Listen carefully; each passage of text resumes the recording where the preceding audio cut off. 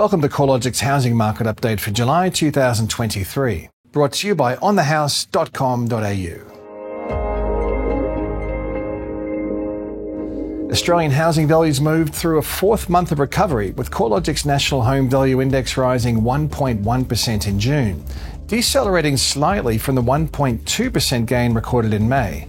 Since finding a floor in February, the national measure of housing values has gained 3.4%, but remains 6% below peak levels recorded in April of 2022. That's the equivalent of the median dwelling value being about $46,000 below the record highs seen last year. Every capital city except Hobart saw dwelling values rise in June, with Sydney continuing to lead the cycle, up another 1.7% in June to be 6.7% higher since values found a floor in January. In dollar terms, Sydney's median dwelling value is rising by roughly $4,262 a week. A lack of available supply continues to be the main factor keeping upwards pressure on housing values. Through June, the flow of new capital city listings was nearly 10% below the previous 5-year average, and total inventory levels are more than 25% below average.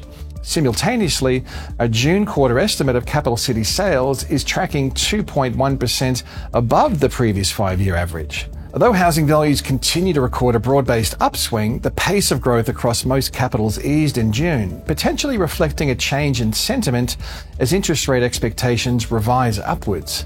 Higher interest rates and lower sentiment will likely weigh on the number of active buyers, helping to rebalance the disconnect between demand and supply. Regional housing values have also trended higher, albeit at a slower pace relative to the capitals. The combined regionals index has risen by a total of 1.2% since the recent low in February. The softer housing trend relative to the capitals aligns with a shift in demographic factors. After regional population growth boomed through the worst of the pandemic, internal migration trends have normalized over the past year, resulting in less housing demand across the regional markets. Additionally, housing demand from overseas migration is traditionally skewed towards the capital cities rather than the regions. Despite the recent uptick, most regions continue to see housing values below their recent cyclical highs. Hobart housing values have recorded the largest cumulative decline, holding 12.9% below the record high in May last year. Across the capital cities, Perth is the only capital where home values are at record highs, having recovered from the relatively mild 0.9% decline through the downturn. Adelaide home values are only 0.3% below record highs and likely to reach a new record high in July. The imbalance between supply and demand has seen selling conditions turn in favour of vendors rather than buyers. Auction clearance rates across the combined capitals held in the high 60% range through June, in stark contrast to late last year when clearance rates were generally below 60%. Outside of auction markets, vendors have become less flexible when it comes to pricing expectations, with capital city discounting rates tightening from 4.3% late last year to 3.6% in June. Rental conditions remain diverse across the nation, but there is growing evidence that the rate of growth in rents is easing. The National Rental Index increased a further 0.7% in June, which is still well above the pre-COVID average of 0.2% month-on-month. However, the rate is a continued deceleration and the smallest monthly rise since January of 2023. Similarly, the annual growth trend in capital city rents has eased from 11.7% in April to 11.5% in June, while the combined regional areas of Australia has seen a more significant reduction in annual rental growth, slowing from 4.9% from the record high of 12.5% over the year to September 2021. While rental vacancy rates have generally ticked a little higher over recent months, they remain well below average levels. Higher vacancy rates are most evident across regional Australia, rising from 1.3% in February 2022 to 1.5% in June this year. However, even at 1.5%, the current rate is less than half the decade average of 3.3%. Vacancy rates across the combined capitals have risen from 1% earlier this year to 1.1%, but are holding well below the decade average of 2.8%. Sydney housing values continued along a rapid recovery trajectory in June, with housing values up 1.7% in the month. Although the rate of growth was down from 1.8% in May, Sydney's recording the fastest rate of appreciation in housing values across the capitals by some margin. The strongest growth conditions are evident across the upper quartile of the market, where housing values rose by 5.7% through the June quarter, compared with a 3% gain across the lower quartile. Geographically, quarterly gains ranged from a 6.7% jump in dwelling values across Sydney's northern beaches to a 2.5% gain across the Central Coast. Although the recovery trend has become entrenched over the past 4 months, the outlook for housing values remains uncertain amid an expectation of higher interest rates, weaker economic conditions, and stretched household balance sheets. The trajectory of interest rates will be a critical factor in the housing market's performance, even after the RBA's July decision to hold the cash rate at 4.1%. There's still the potential for an August rate hike, and forecasts on where the cash rate will land and how long it will stay elevated vary. It's hard to imagine the recent pace of growth in housing values being sustainable under a higher interest rate setting, especially while sentiment is close to the lows recorded during the global financial crisis and the full rate hiking cycle hasn't been experienced by all borrowers.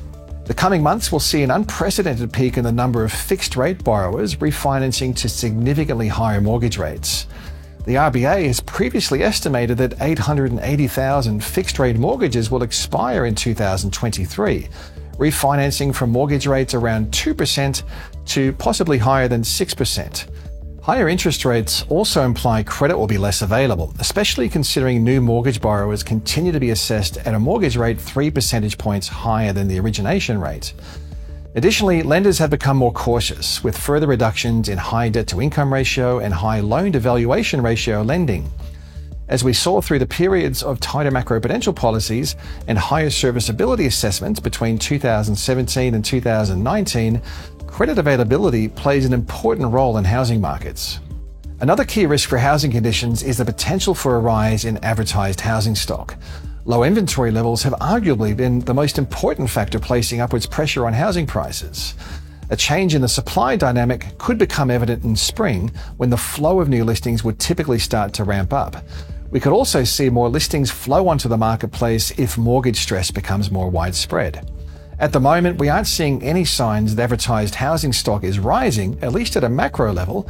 Some areas, such as Hobart, have seen listings rise to above average levels, but from a very low base. This will be a key trend to watch moving forward.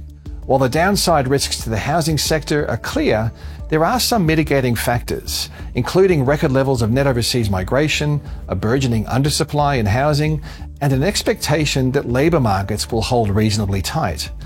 Net overseas migration is expected to reach 400,000 this financial year, which is almost 27% above the previous record high recorded in 2008. While overseas migrants typically rent rather than purchase on arrival, the increase in overall housing demand will likely support housing values as demand spills over from the rental sector and long-term migrants make a purchasing decision.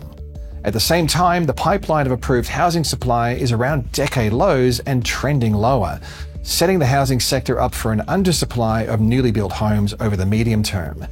NIFIC is forecasting Australia's housing sector will be undersupplied to the tune of around 175,000 dwellings by 2027. Such a significant underbuild is another factor likely to support housing prices. With the unemployment rate expected to remain well below the long-run average, most borrowers should be able to maintain their mortgage repayments, albeit with some pullback in discretionary spending and a further depletion of savings. The latest forecasts from the RBA have Australia's unemployment rate rising from 3.6% in May to 4.5% by the end of next year. Although higher, this forecasted rate of unemployment is almost a full percentage point below the decade average. As always, there's a lot happening in and around the housing sector. If you'd like to stay in touch with all that's happening as it happens, tune into the research pages at the CoreLogic website at corelogic.com.au.